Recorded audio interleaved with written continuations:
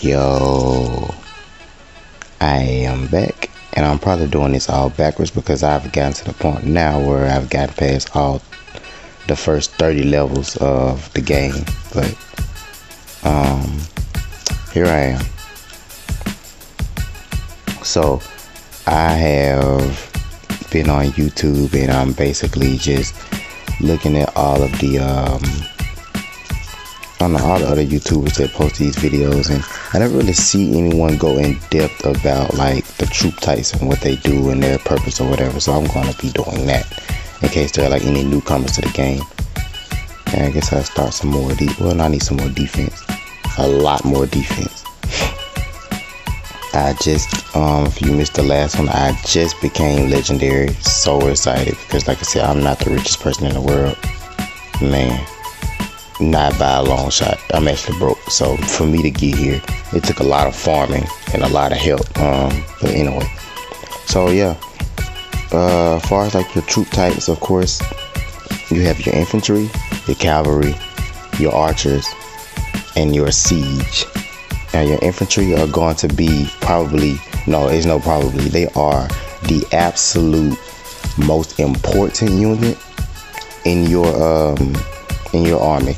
One, because they're gonna take all of your damage. They're gonna take all your damage. They're gonna be the first in battle. And you have two types of each troop: one attack, one defense. And how you can tell the difference is, well, as you can see, starting from the very first one, which is T1. Now these T1, as you can see, this guy has a shield. And the only thing you have to do is click on these little icons here, and since mine's are legendary now, their skills start out at level 1. Mine's are at level 2 because I've finally gotten them up to like legendary status. I will say another quick tip, aside from reading here, deal an extra 12 damage to archers, you want to look for something that says increase defense. Alright, so I know now, hey, this is my defensive troop. Now going here, looking at this skill here, still defense. So another thing, if you have T1 or whatever and you unlock T2, one thing you have to do, as long as you go over here to this little flag here, you click on that, as long as there is no training going on, and say you have a T1 infantry and a T2 infantry, you can promote versus just training on top of each other. You know, you can just promote that T1 to T2 because they have the same exact skill set. They're both defense. They have the same skill set.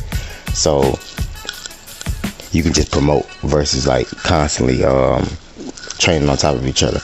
Now, me personally, I've got to the point now where I'm promoting, but like when I wasn't, like when I didn't have legendary troops, as you can see, I'm still working on my cavalry here.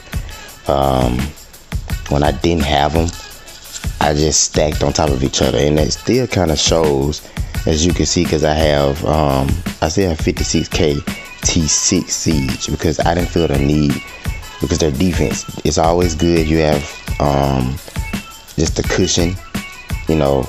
You can tank people sometimes it don't work. Sometimes people are just too damn strong, it don't matter how many troops you have. But it's good to, sometimes you can tank people. But yeah. So your T1,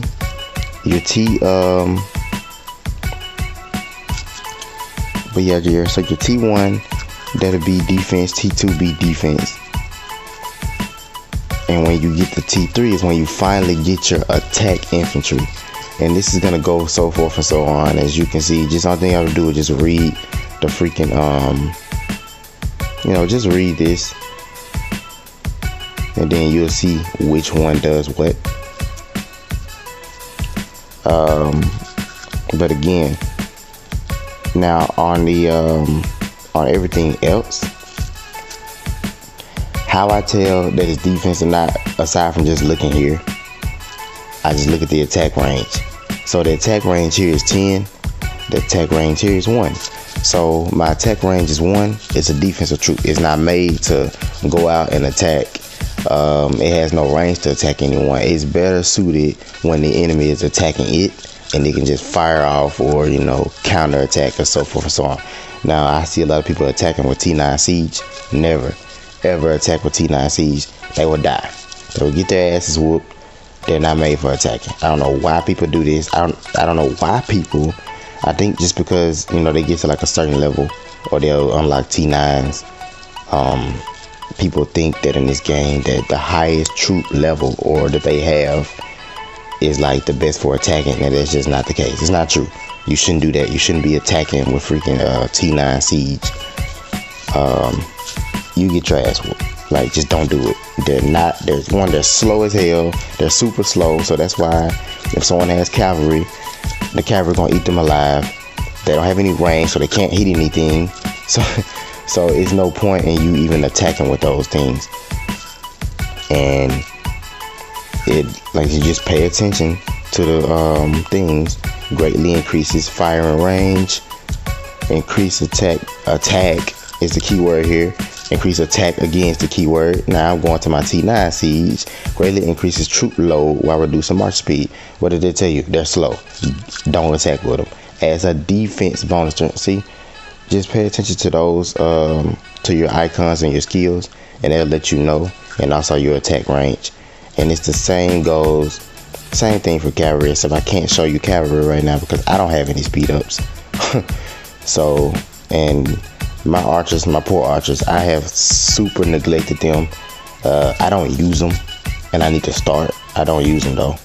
But same thing for archers. These are clearly my attack. The attack range is 8. Attack range is 5 here, so that's my defense.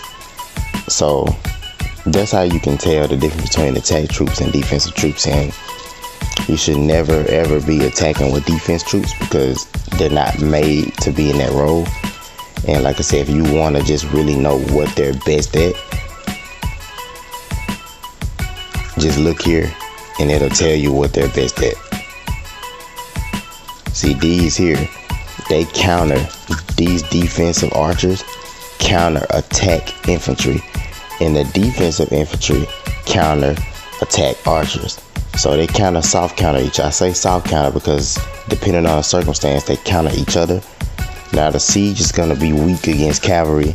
Cavalry is going to be weak against infantry.